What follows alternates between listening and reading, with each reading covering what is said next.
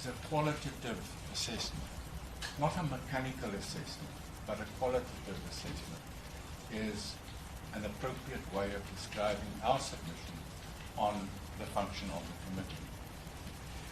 And we just wish to make the following submissions in support of that understanding. One needs to understand, as the bench mentioned yesterday, that the independent panel sits with a large volume of information before it, and it would be but a mishmash. And that mixed bag may include mere newspaper articles, hearsay statements, rumors, and the like. Now, if the test is merely whether there is a prima facie case against the president, then it would be a very artificial. Simply ask oneself, as one does for prima facie purposes,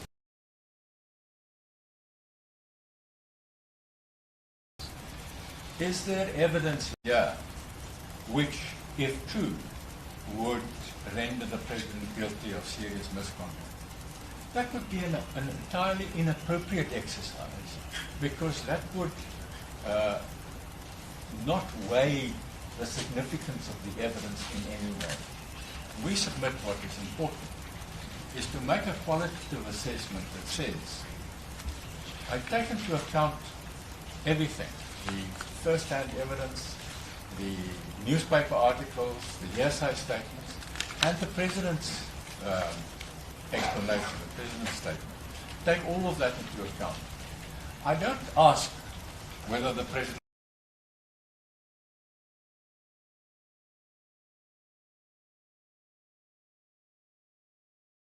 is guilty. Is there sufficient evidence to put the president on trial? In other words, to refer the complaint to an impeachment committee. So it's a qualitative assessment of the information. I don't even call it evidence, because I accept that it may include lots of information. Qualitative assessment. But Mr. Trenkroff, if one have regard to the report, and as you correctly pointed out, and the Respondents' Council as well, we should just have a peek into that report. If one have a peek at that report, isn't that exactly what the panel did before it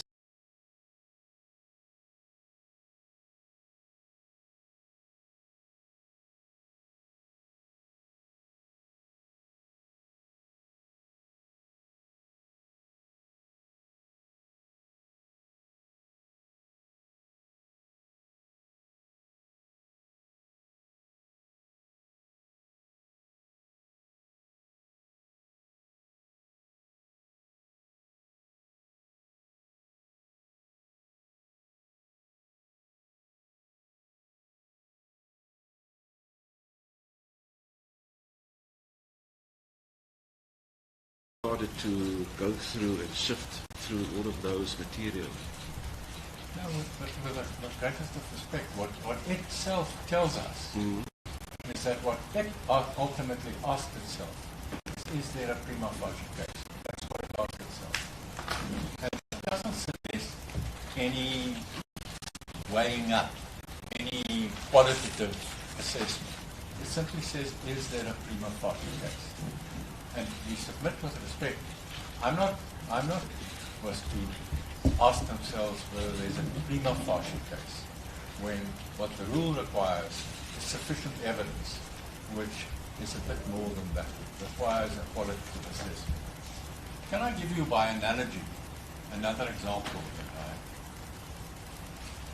came across last night? And that's this. It is the NPA's prosecution policy.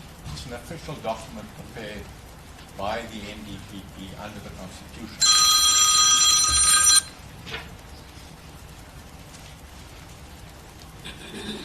I beg your pardon. Prepared by the NDPP under the Constitution, which sets out the policy of the NPA. One of the issues they address is the manner in which prosecutors must exercise their discretion when they decide whether to prosecute or not. Now, that NPA policy was described in a judgment which has been uploaded, but let me just give you the reference.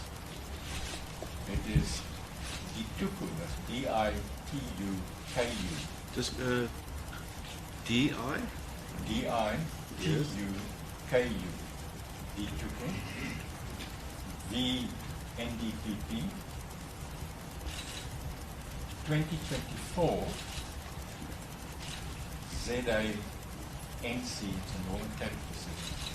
High Court 115, the judgment delivered on the 5th of September 2024. And it has been uploaded onto case lines. The case starts at 013-370, but the paragraphs to which I wish to refer are paragraphs 30 and 31. And they are at 013-379. 379. But their virtue, for our purposes, is merely that they recite the prosecution policy. I have also uploaded a copy of the prosecution policy itself. And let me just give you the reference, but then also give you just the page number to which I wish to refer. The prosecution policy is at 013-356. The page to which I wish to refer is at 013-361. And if I may just hand up to the bench that page. Yes.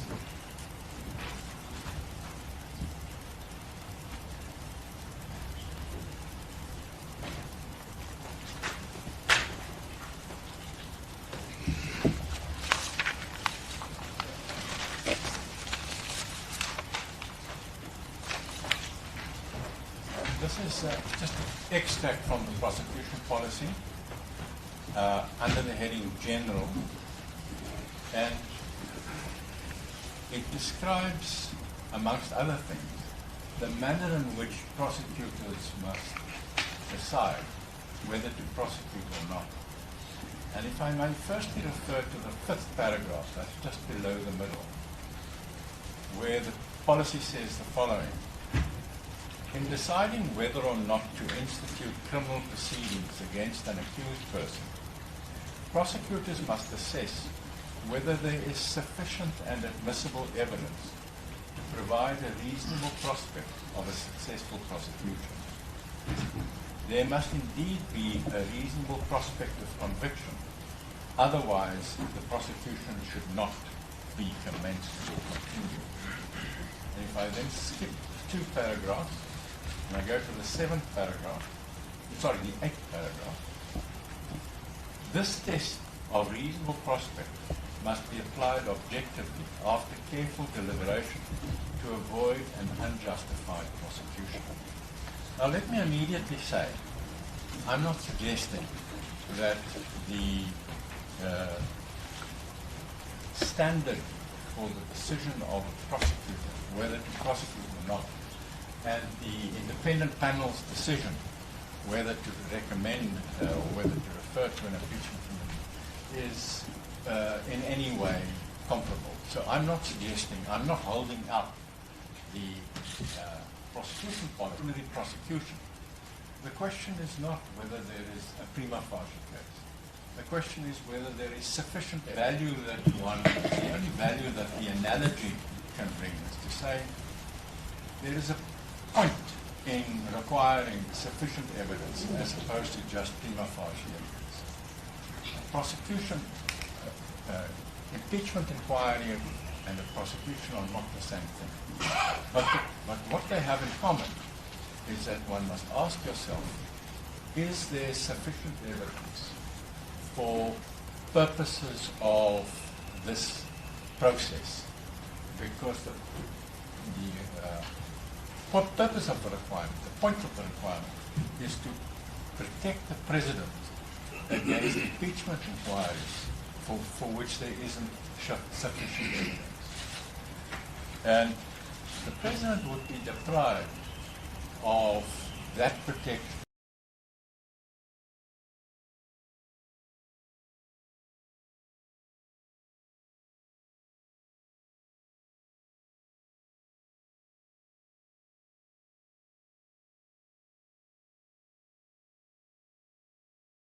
That qualitative assessment, if the decision by the independent panel is taken on a prima facie basis, because a prima facie assessment looks at the weight to the countervailing evidence when it makes that decision. I hear the point you want to press, Mr. Trentberg, but in this instance here, it is quite evident that the panel was aware that they had to take into account the President's answer, an affidavit which he filed.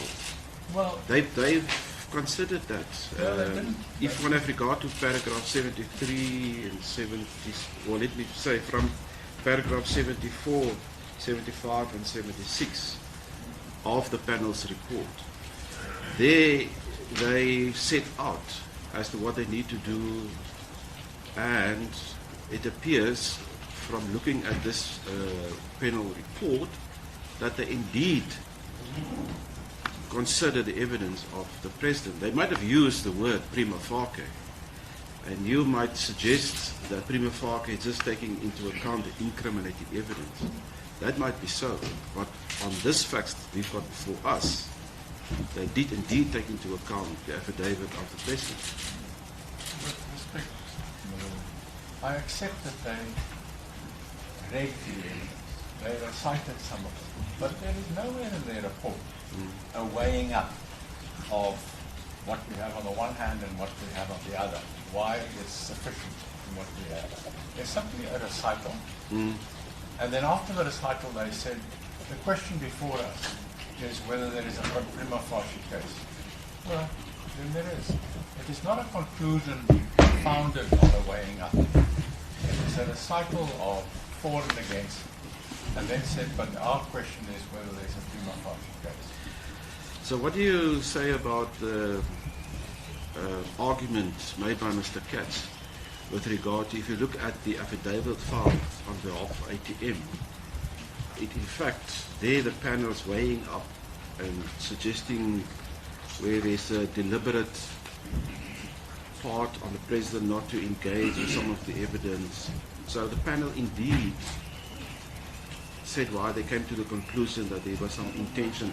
With respect, Lord, we read the report differently. Oh, you read the report differently. No, I accept that there is a recital of much of the evidence. I'm not suggesting that they were unaware of the evidence. But there is nowhere in the report is there a weighing up. This is what the accuser says and this is what the president says. I find that there is a prima facie case for whatever reason. There is never any weighing up. And that is because, with respect, you take them at their word. They are very accomplished lawyers. When they say we apply a prima facie test, then they know what it means, and that is what they do. There is no justification for not taking them at their word to have done what they said they're doing. So for that reason, we submit with respect that we should take them at their word. Has the panel, or did the panel, define what they meant by prima facie? Is there any indication in the report? When they use the word prima facie, what's that? Now, I don't recall that they defined it. Surely then one must look at the context within which the word is used. Well, and as my brother has indicated, they seem to have gone through the evidence, and they have used the word prima facie in a different context than you suggest. well, I don't know how accomplished lawyers could attach any different meaning when they speak of prima facie. They mean on the face of it. A case to answer. I beg your pardon. A case to answer. That's what I would imagine. Well, what is the And that's what they say. But they understood that to mean they use those two phrases interchangeably. Case to answer means a prima facie case. Means there is evidence which, if true, would mean that the president is guilty. But that's a one-sided assessment without balancing the four. How do you know that they didn't balance? They had all the information before them. They use a limited techniques, tools that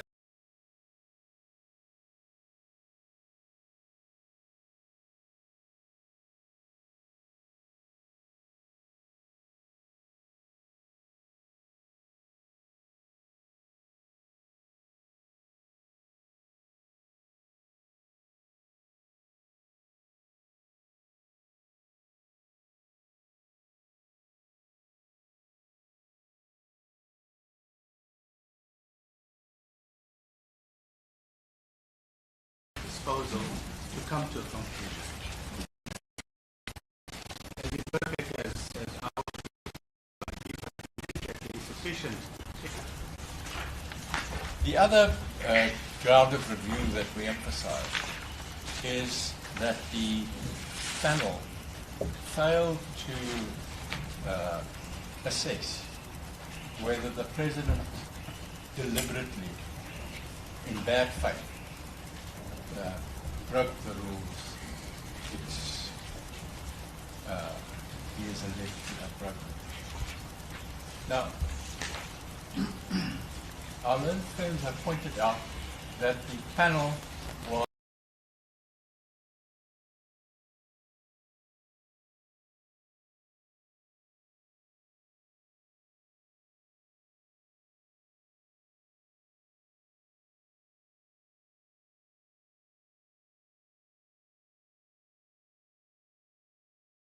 aware of the requirement of bad faith.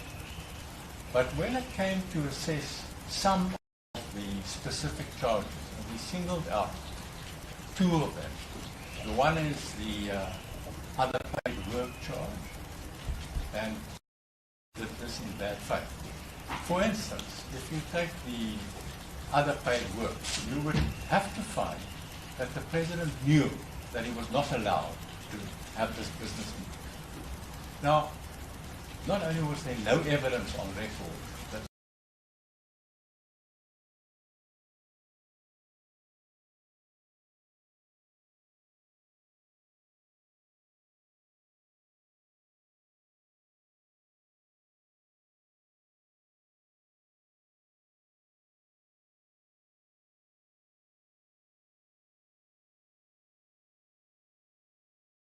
to report it differently and failed to do so.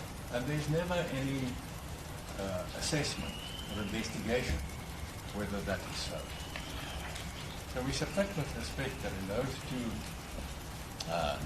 flaws render the report subject to review. No, just on those last two issues, I beg your pardon? just on the last two issues you raised, Yeah. on pressure and private work, what ought the panel to have done that it did not do with the information before it? Well, it ought to have asked itself whether there is evidence on its version, prima facie evidence, that the president knew that he was not allowed to keep the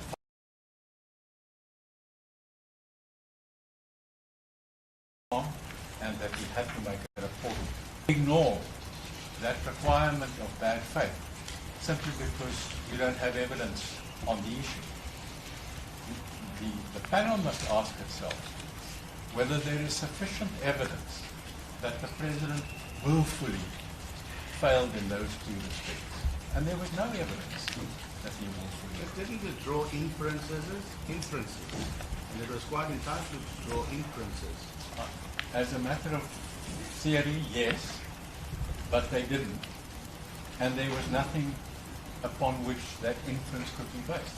If they had said, we draw an inference of bad faith from factors X, Y, Z, then I wouldn't have made this argument today because I accept that the question today is not whether they were right or wrong.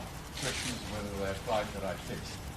But nowhere did they ask the question whether there is evidence that the President acted badly, whether of the circumstantial or direct crime. It was simply not addressed.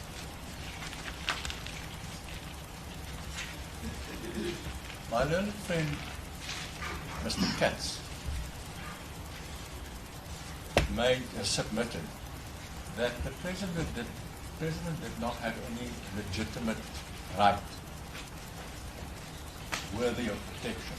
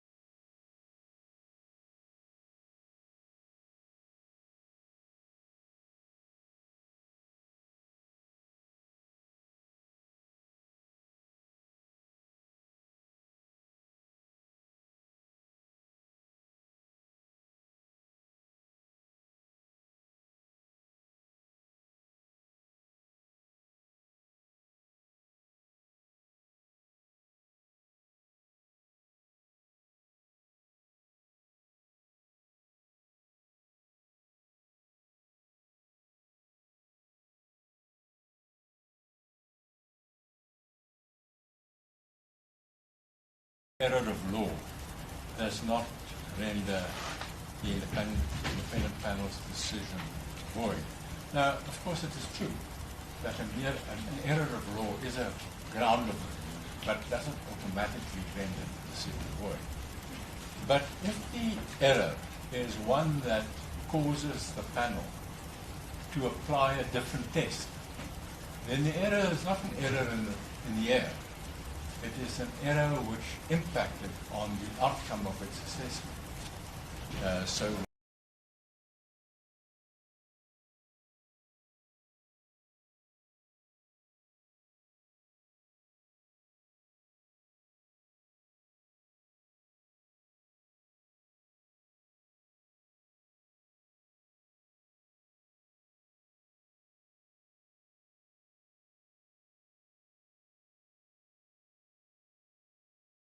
it would certainly be a fatal error if it was made in this case.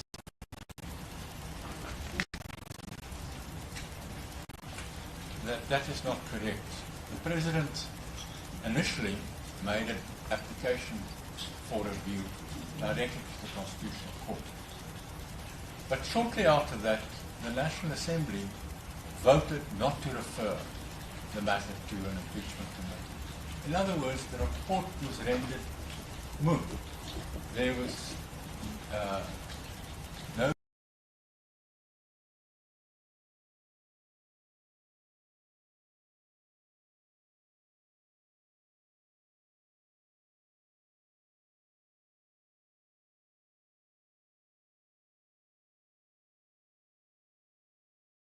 further consequence could flow from it because the National Assembly had already voted it down. The report only came back to life again in May this year when the Constitutional Court gave judgment. So it is not.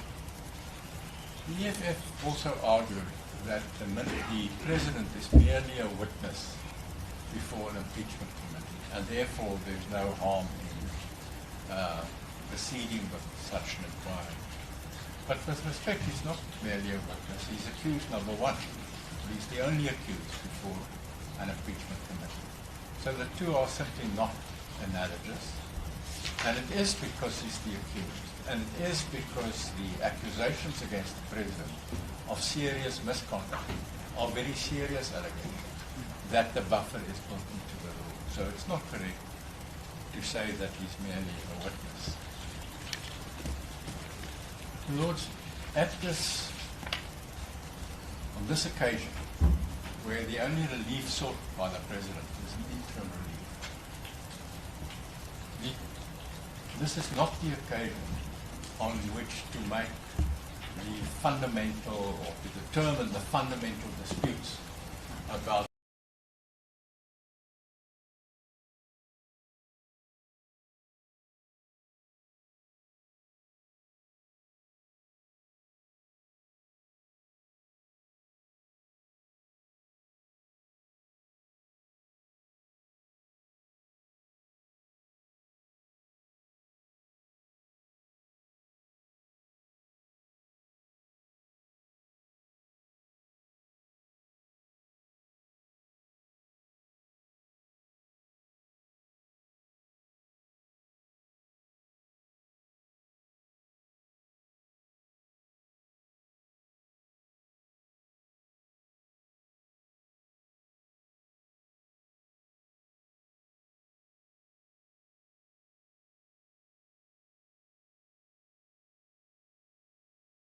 the legalities of this case. As your Lordship has mentioned, my learned friend, but the court is required to take a peek into the causes of action advanced, merely to satisfy itself that there is a prima facie case, without determining their validity.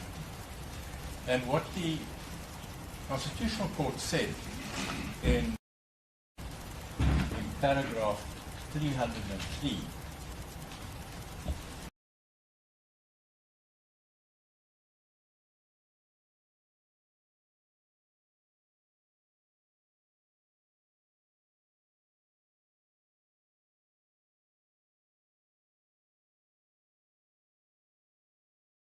suffer the humiliation of an inquiry. As against that, he asks for a 2 to 3 month delay of that inquiry. And we submit with respect that there is obviously nothing to be said in striking that balance for proceeding at the risk of doing irreversible injustice on the one hand against a 2 or 3 month delay on the other. My learned friend Mr. Katz has said, well, 2 or 3 month delay will trigger a delay which can run deep into next year because Parliament has all sorts of other activities that they have to attend to. But with the greatest of respect, it's firstly significant that it's the APM who says so and not the committee. The committee has not said that we won't be sitting until deep into next year if we can't do it now. And in any event, it wouldn't be appropriate for the committee to say that if we can't do a hearing now, we'll have to delay until next year because we have other things to do. This is a high priority task of the committee. And the committee should, instead of taking its annual break, do whatever is necessary to hear and determine this complaint as and when the time comes. But the burden of that delay for their own purposes should not be borne by the President. Now I'll lastly say something about costs. My learned friend assumed yesterday that the President pays all his own costs. I understand that that's not so. The bulk of his costs are apparently paid by the state, and the President pays some of them. I have no greater detail than that. I've just put on record that the President does not want to stand by when that misunderstanding was publicly made. But as far as the orders for costs are concerned, we submit the following. The first is that the President is a BioWatch litigant. As between the President, the Speaker, and the committee, the BioWatch principle governs costs, which means the President is entitled to his costs if he wins, but each party pays their own costs if he doesn't. As for the other respondents, the President didn't bring them to court. They have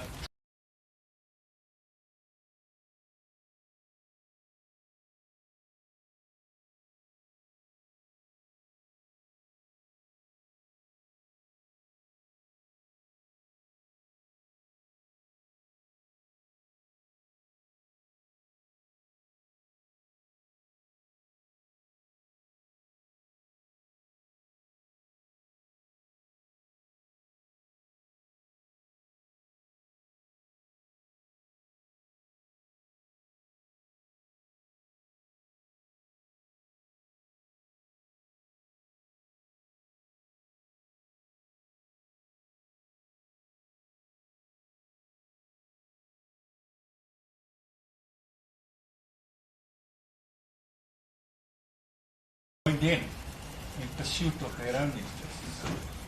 And I'm not suggesting the review was successful. Now, it's going to take a long time. It's a review which is set down in September. There might be further legal processes that continue. Parliament has its own agenda and so on and so forth. Now, Section 89 to hold the President accountable, that's really for the people of South Africa, the general populace. So they must also be factored in to the issue of harm. Can something which happened how many years ago, how long is that going to continue for?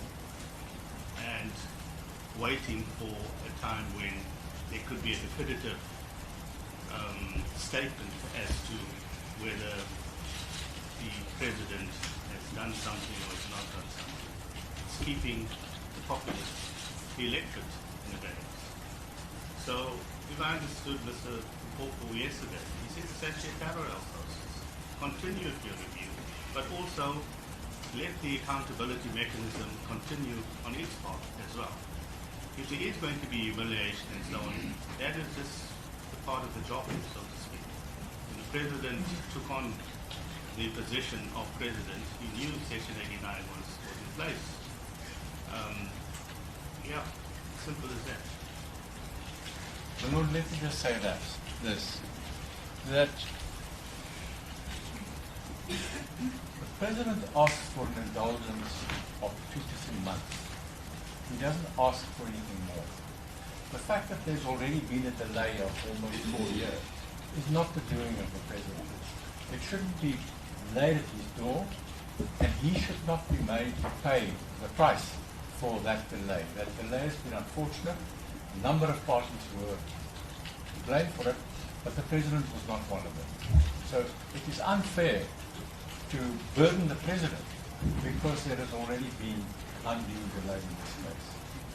Going forward, the Lordship has expressed skepticism before about the finality that will be achieved on the judgment in September. Our point is that we can't predict what the future might bring, but what we can assure you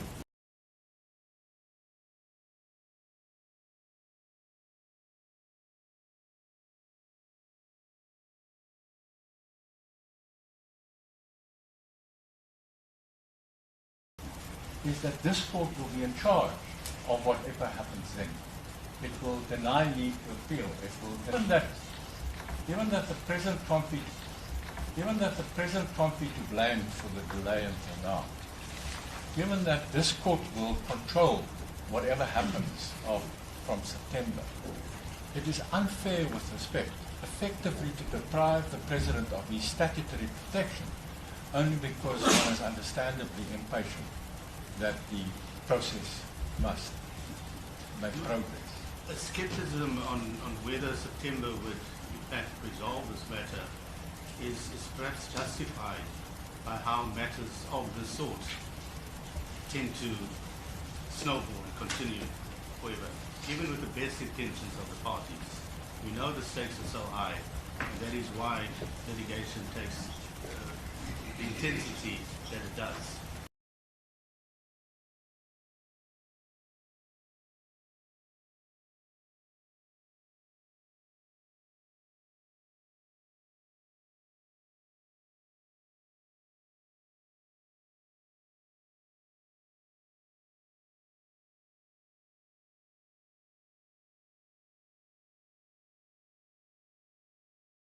So to say that there will just be a short adjournment or a couple of months, past experience doesn't bear it. With respect, Malone, we're not saying trust the President, he won't take more time. We're saying this court will be in charge of whether there's a further delay. But whether there is then a delay as a result of those attempts, it's entirely in the court's hands. Mr. 𝐾𝐿, let me just clarify something. On that score, if the review is unsuccessful, then any interdict this court may grant would fall away because you've asked for a very short interdict. It's until the court makes a decision in review. If the review fails, that order is gone. If the president wanted any more, you'd have to come and ask for it again. Yeah, Just wanted to clear that point. absolutely. And let me say,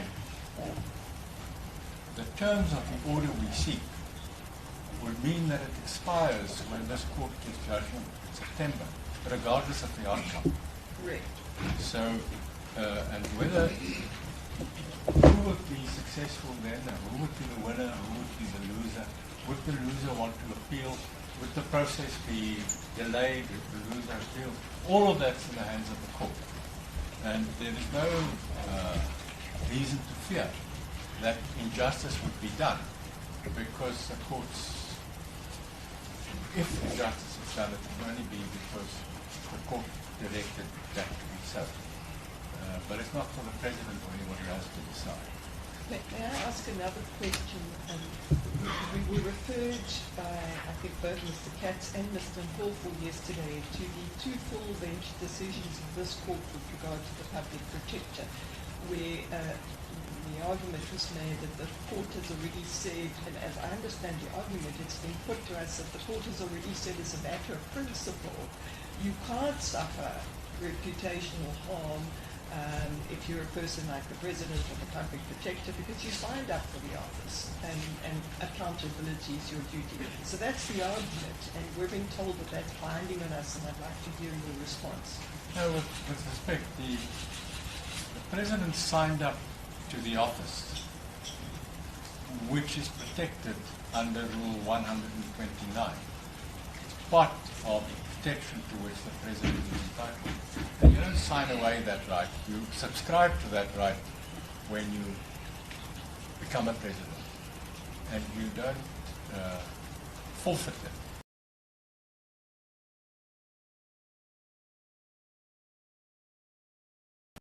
Because you're the president. That right is specifically to protect the president against unwarranted impeachment proceedings.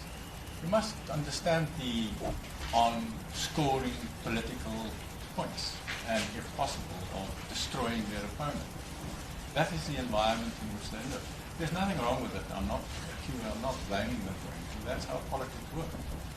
But it is in those circumstances where you operate in that aggressively adversarial playing field that the legislature has, under its Section 89 mandate, put in place rules that protect the president against unfounded allegations. And there is no, as a matter of public policy, the courts are bound to respect that protection and not to allow it to be taken away.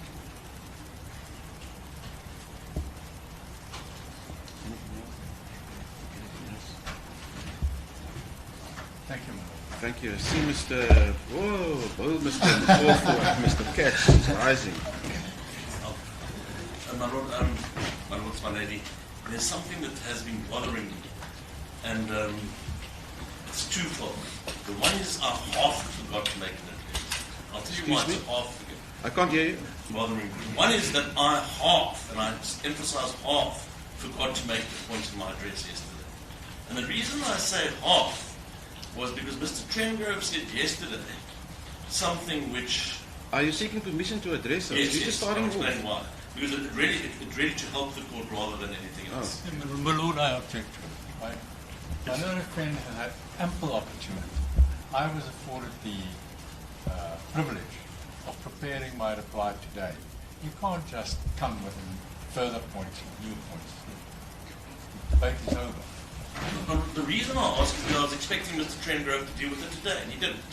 And then it bothers me that the court is going to be confronted with something, and I'm going to suggest that anything that Mr. Cenngove wants to say, pursuant to what I say, he can say today, he can say it in writing, but it's really to assist the court in what it's going to consider. That's why. It's one narrow point.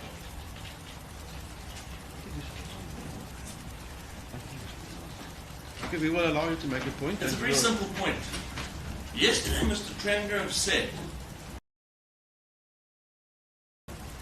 before I emphasized that in paragraph 1.2 of his notice of motion in this case, the President asks for an order which is not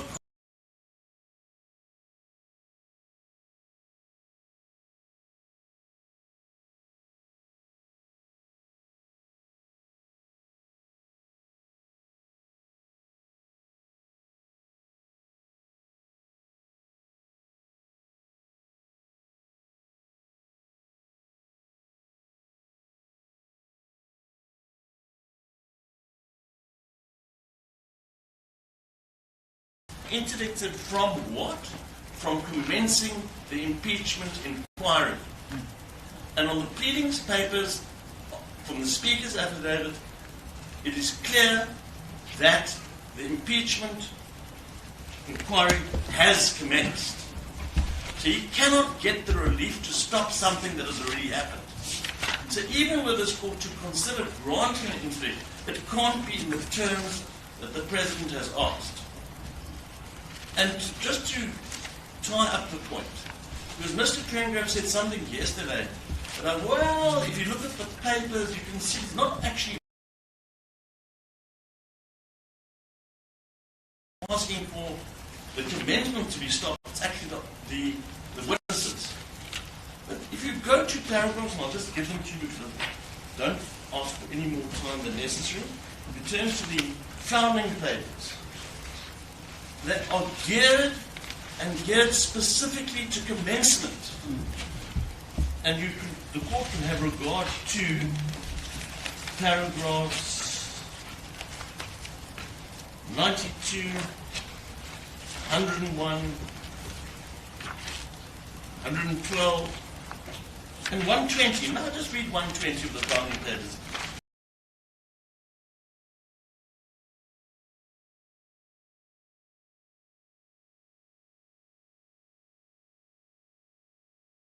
If the impeachment inquiry commences, just hold on, let me get there. Sorry, commences while the review application is pending, substantial portions of the inquiry will be completed before the review. Then, I just want to make the last point, just to tie up the pleadings point with what the facts are. The facts are, if one looks at the Speaker's affidavit, the Speaker's affidavit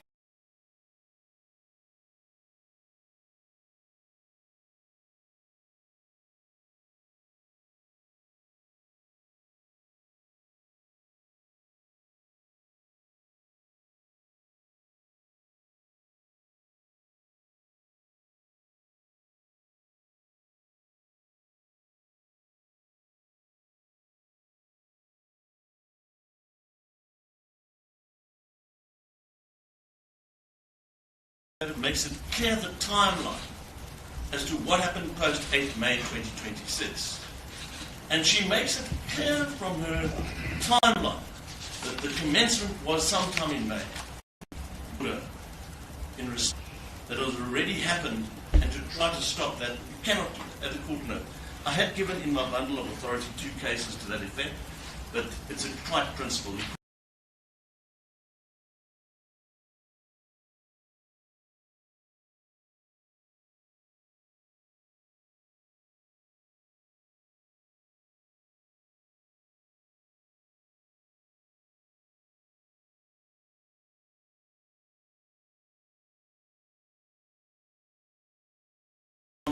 Once the horse has left the stable, you can't stop the horse from leaving the stable. Thank you, Mr. Koko.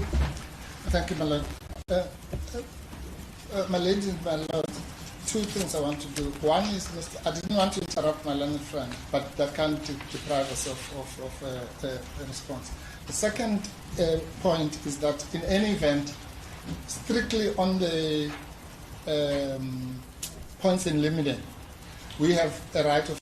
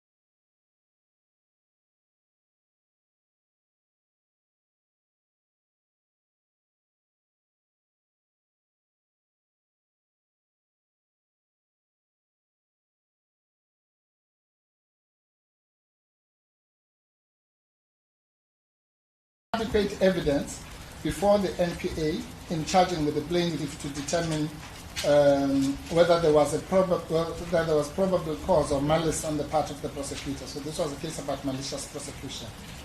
Then it says, the remarks of Jones J. in Mabona, that's another case, are relevant. Quote, the reasonable man will therefore analyze and assess the quality of the information. The Justice Davis's issue about qualitative assessment.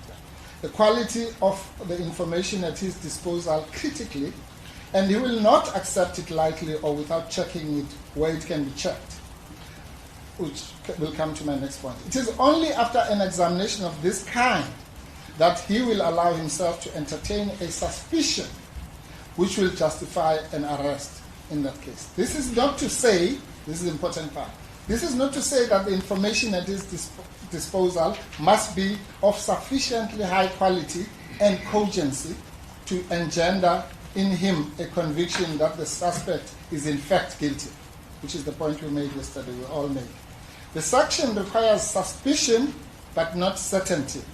However, the suspicion must be based on solid grounds, otherwise it will be flightly or arbitrary, and not a reasonable suspicion. So I'll just leave it there. So the two must be read together with that section, that 34. The next point is just to Justice Francis's question. That question is answered. My learned friend, as I say, Mr. 𝐬𝐻𝐾 did not answer the question.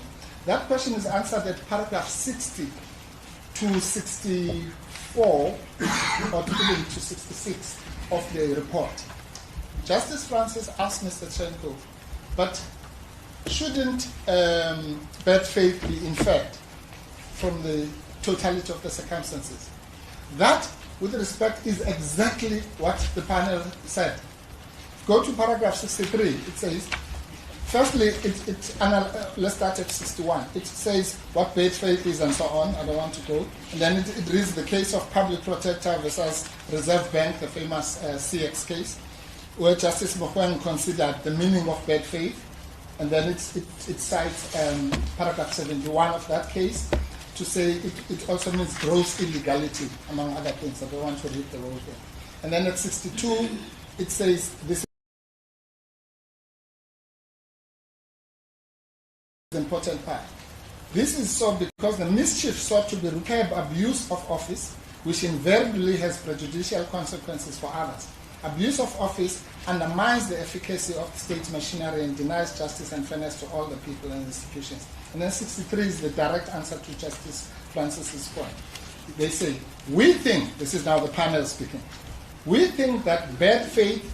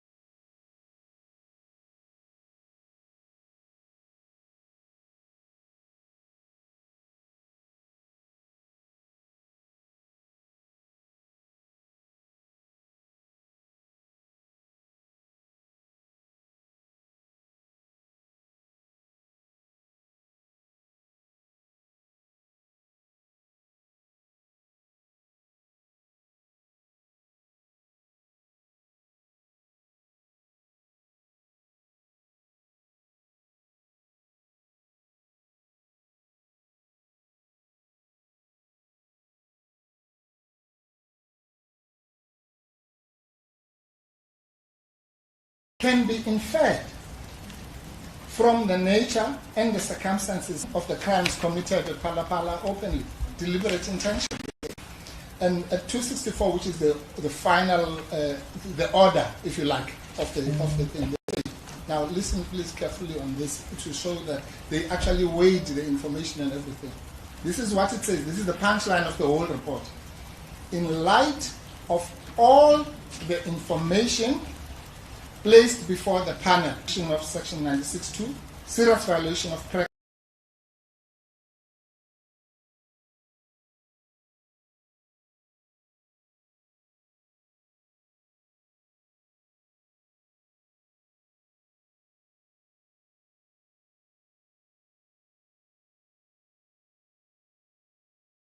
seriously or whatever.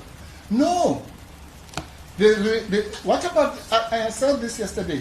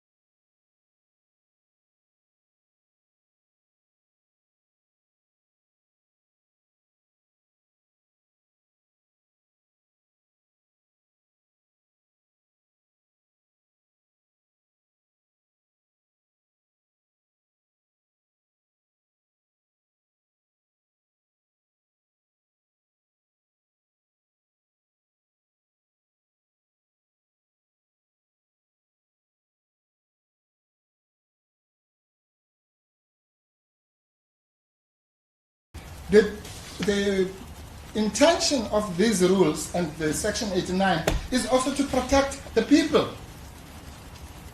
against delinquent public protector, president, judge, or whatever it is. We can't forget that, because the two, and that talks to something that Justice 𝐿aFrance raised yesterday. It's all very well to say, what if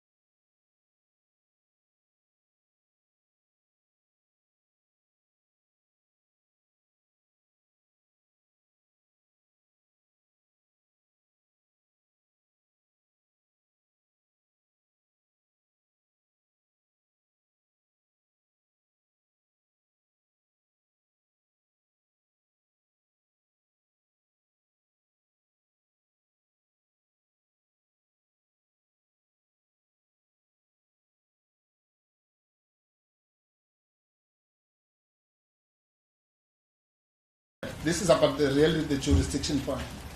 The judges in the Constitutional Court were aware of all these niceties about sufficient evidence and what have you. And despite all of that, all of us who watched it on TV,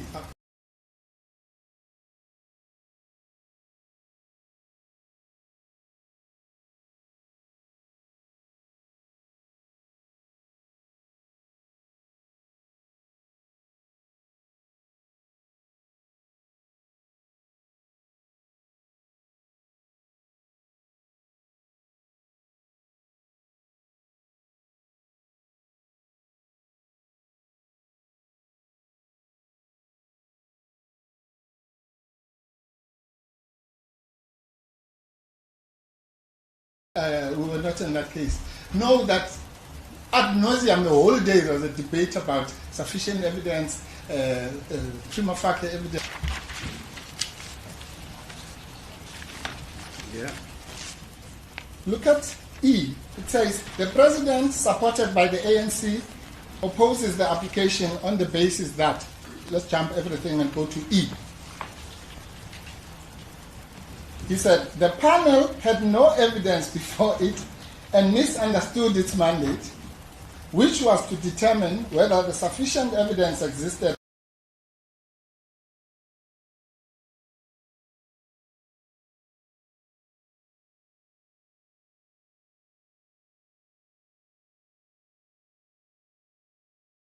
warrant an impeachment process, and not whether information before it established prima facie that the president has a case to answer, as it found, and the report is fundamentally flawed. It was abandoned. They raised it before the Constitutional Court. They're raising it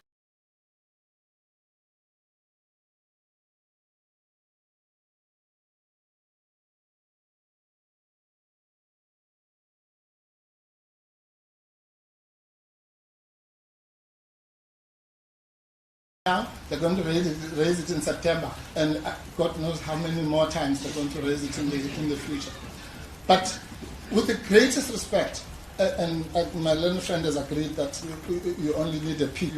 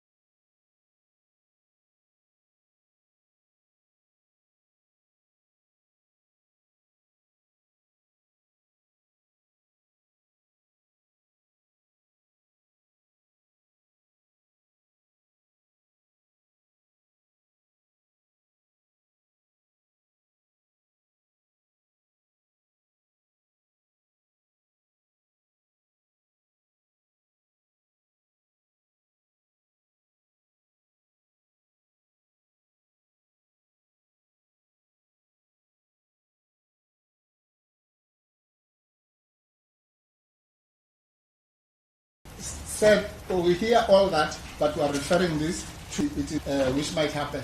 Because it cuts both ways. Mr. Trenkov correctly says, and Justice 𝐿egaNtse put that to me, but the President says he has put his version out there. But so has Mr. Fraser. So has all the people who are supposed to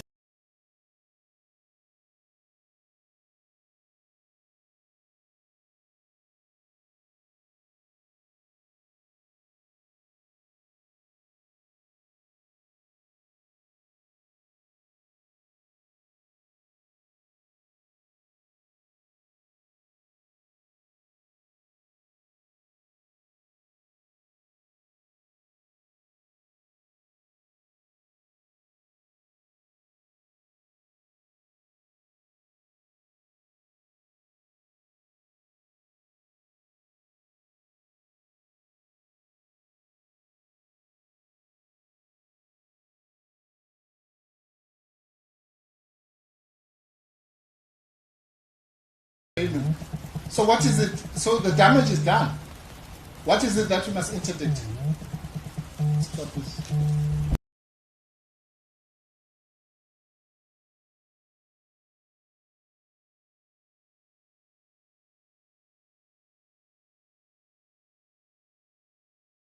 By referring to the notice of motion, the very self-same paragraph that my learned complains about. I went to that paragraph and pointed out, that's paragraph 1.2 of the notice of motion, and point out that even in the founding affidavit, it was made clear that the complaint is directed at the public evidence maligning the president. That was made clear in the founding affidavit in paragraphs 12, 13, and 103. As I mentioned yesterday, apparently, my little friend missed.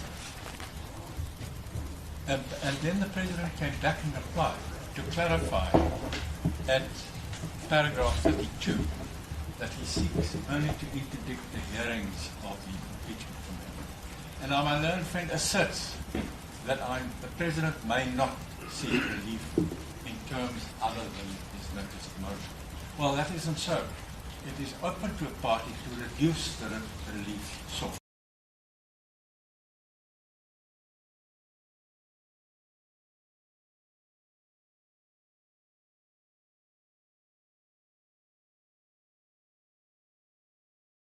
The President is not entitled to a further address, and I addressed the issue at some length.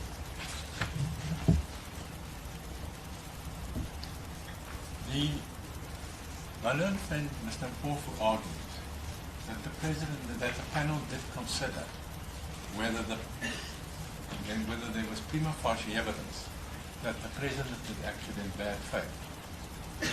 But he relies on paragraph 63 of the report.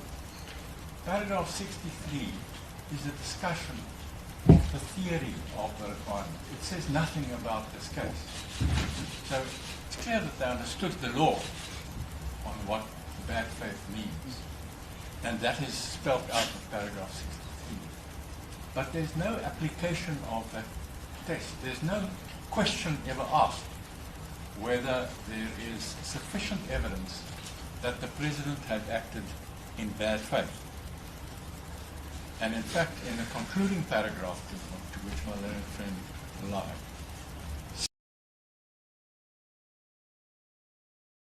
simply said that there is prima facie rules with no facie whether those transgressions had been committed, whether there was sufficient evidence or even prima facie evidence that the President had transgressed those rules in bad faith. My learned friend, Mr. Mpofu, tells us of the arguments that were made in the Constitutional Court in the Phala Phala case. No, I wasn't there, and I accept what he says. Were you there? No, I wasn't. Oh, were you not there? No. No wonder the President lost. Well, Mr. Mpofu, he was also not there. So. But let me say this. Whatever was argued before that court, what is absolutely plain is that it did not purport to determine any of these issues before me. It did not apply its mind to it, and it made no determination of any of these issues. So for my learned friend to say, well, it was argued and not decided, and that is indicative of anything, is, with respect, just not so. It might have been matters argued before the court, but the court chose not to decide those issues. They gave its decision, understandably, on a different issue, and that is a more fundamental issue, and that is the process that must be followed and terminate the report itself. Then my learned friend says, but the people must be protected against a corrupt president. But of course, the people must be protected against a corrupt president. But the people must also be protected against impeachment proceedings humiliating a president for which there is no justification. And the people's representatives in the National Assembly have defined what the criterion is that must be applied. So the people have an equal interest in the discipline of delinquent presidents, but also in the protection of presidents against unfounded accusations. And it created a process to serve the people. And the people is best served if that process is properly implemented.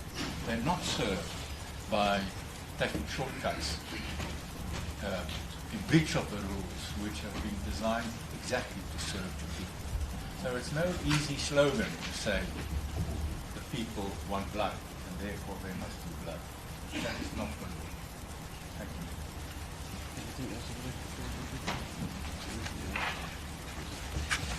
Thank you, Mr. Trengrove. On behalf of this court, we would like to thank counsel for the manner in which they addressed us. We will deliberate on this issue, and hopefully by the end of next week, we'll deliver judgment in this matter. Court will adjourn.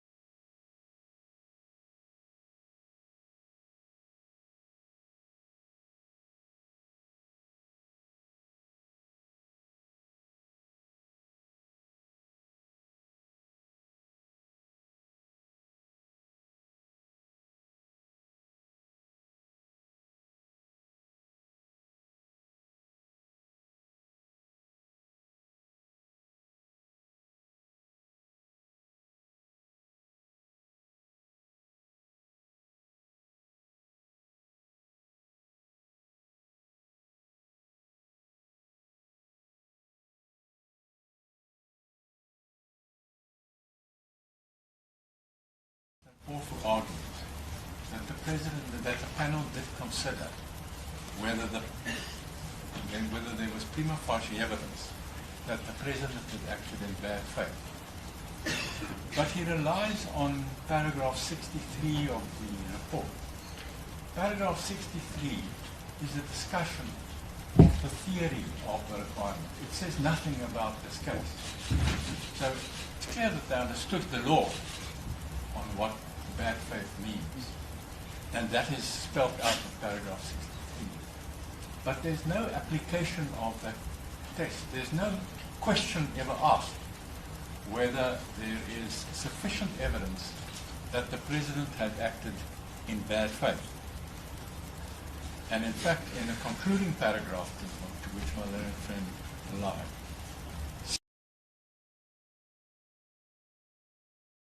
simply said that there is prima facie rules with no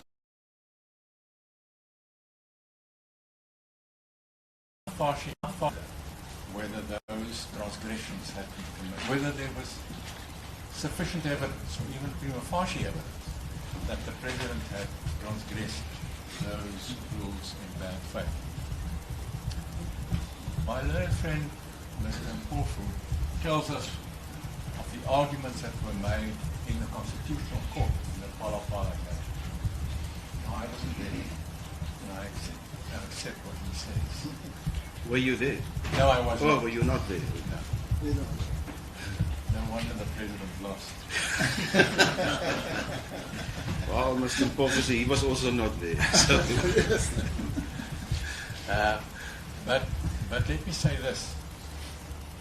whatever was argued before that court, what is absolutely plain is that it did not purport to determine any of these issues before me. It did not apply its mind to it, and it made no determination of any of these issues. So, for my learned friend to say, well, it was argued and not decided, and that is indicative of anything, is, with respect, is not so. It might have been matters argued before the court, but the court chose not to decide those issues. They gave its decision, understandably, on a different issue, and that is a more fundamental issue, and that is the process that must be followed and determinate what the court is out. Then my learned friend says, but the people must be protected against a corrupt president. But of course, the people must be protected against a corrupt president. But the people must also be protected against impeachment proceedings humiliating a president for which there is no justification. And the people's representatives in the National Assembly have defined what the criterion is that must be applied. So the people have an equal interest in the discipline of delinquent presidents, but also in the protection of presidents against unfounded accusations. And it created a process to serve the people. And the people is best served if that process is properly implemented. They're not served by taking shortcuts in breach of the rules which have been designed exactly to serve the people. So it's no easy slogan to say the people want blood and therefore there must be blood. That is not what we do. Thank you.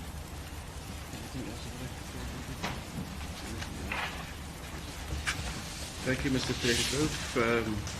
On behalf of this court, we'd like to thank counsel for the manner in which they addressed us. We will deliberate on this issue, and hopefully by the end of next week, we'll deliver judgment in this matter. Court will adjourn.